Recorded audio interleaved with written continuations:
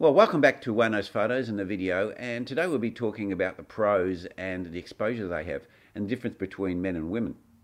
We've just had Chloe Dygert go over the railing, and this has got like significant press through the media, but what is actually even more disappointing is that women cycling, when they're riding and they're winning, doesn't get that much coverage. You know, they have to have a significant accident, and for Chloe to be like flown out in a helicopter at hospital for them to get huge coverage.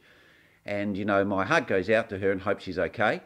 But what I do think needs to be addressed is how do they lift the level of exposure for women cycling, you know, up to somewhere at least, you know, within the vicinity of the men cycling, and how they're going to do that. Well, I've got my own opinions on that, so let's discuss that after we roll the intro.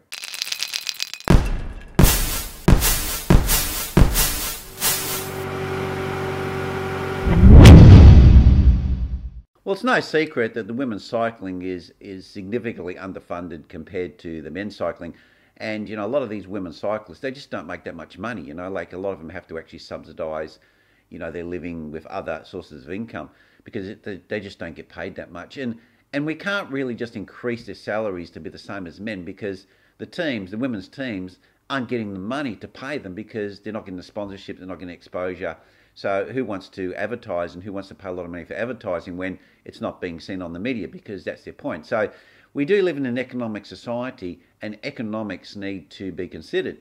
Now, the reality is how do we change, you know, the format of pro cycling so women get a lot more exposure, so then it can attract the sponsorship and attract, you know, the money that the men are getting. So these women can be paid and also cycle at a higher level. The teams will have more money, and, you know, obviously we as viewers get to see more cycling. Well, I have my own opinion on that, and the way that I feel it should be done is that I mean, people can talk about, oh yeah, you know, we should invest more money, you know, governments can, you know, support it, but that never really works. But, you know, my view is the only way you're going to get the exposure is the women need to race with the men.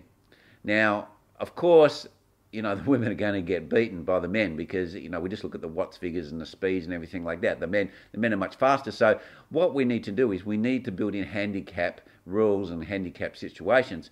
And that's complex and may take some teething to make it all work. But like on a golf course, you know, the women hit off or tee off from a shorter distance. So the way I would arrange it is the women actually start on the same circuit or the same stage, just say arguments for sake, the Tour de France.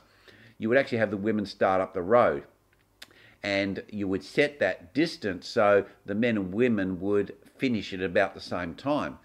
Now, the great advantage to doing this is that if any men make a break and they can catch the women, they can use the women to draft off. So it would change the whole strategy of the event. And then also the women could be used, the team that are in the same teams, to actually support them.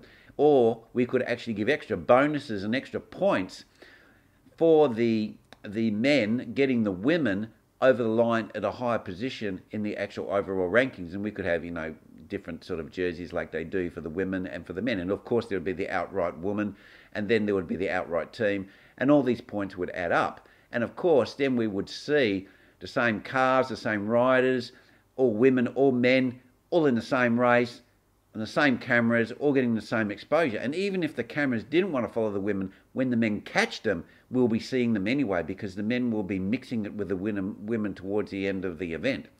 And I reckon this could really work. Now, what is your opinion on, you know, mixing everyone together?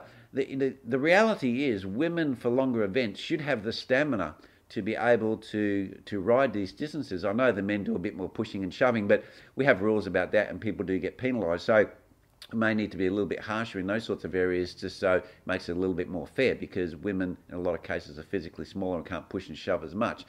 But with the rules changed and point system changed and giving emphasis that, just say like your team gets a woman higher up in the ranking, then that actually could go towards points towards your lead rider.